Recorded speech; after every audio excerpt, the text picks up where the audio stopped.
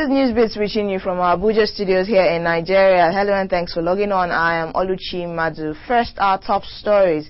PHCN calls off nationwide strike. FEC approves 154.3 billion naira for roads and agriculture. And NFF holds elections today.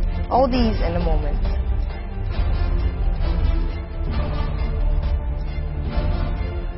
First on the news today, we have an update on yesterday's Power Holding Company of Nigeria strike. The PHCN has agreed to call off the nationwide strike after an agreement with the federal government that 2,000 of their workers will be paid today and others paid within the week. The PHCN workers began an indefinite industrial action on Wednesday. The workers are protesting the non-payment of their monetization arrears, among others. The workers under the aegis of National Union of Electricity Employees on Monday released a memo instructing all members to lock all gates to PHCN offices and installations nationwide. The workers' strike is coming 2 days before President Goodluck Jonathan is scheduled to unveil his power generation and distribution blueprint.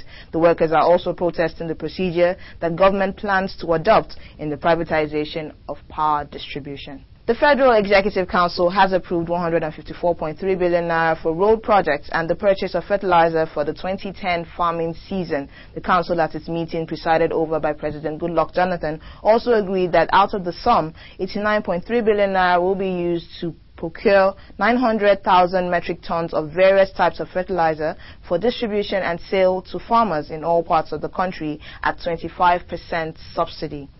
The balance of 65.3 billion naira will be used to service major contracts for the rehabilitation and construction of roads and bridges nationwide. The Minister of National Planning Development, Dr. Shamsuddin Usman, the Minister of Agriculture, Professor Sheikh Abdullahi, and Minister of State for Information and Communications, Mr. Labaran Maku, disclosed this to journalists after the SEC meeting in Abuja.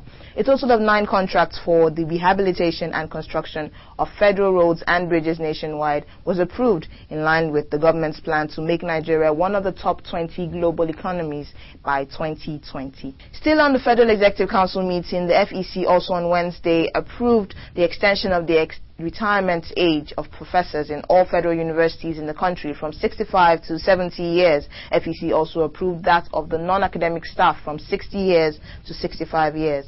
The decision followed FEC's approval of a bill for the enactment of the Act to amend the Universities Act Number 11 of 1993 to provide for the extension of the retirement ages of the concerned categories of university staff.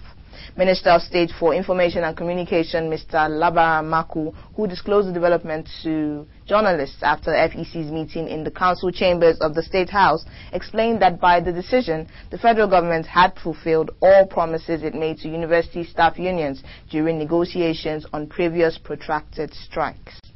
Now for news from the world of sports, the Nigerian Football Federation is determined to hold its elections today despite orders from high courts in Lagos that the polls be postponed. The elections had earlier been scheduled to take place last Saturday, but it was rescheduled for today by the Congress of the NFF. Tuesday's court decision arose from a complaint filed by a former footballer, Harrison Jala, on behalf of the National Association of Nigerian Footballers, a body that was not accorded recognition by the NFF, which favored the Association of Professional Footballers of Nigeria.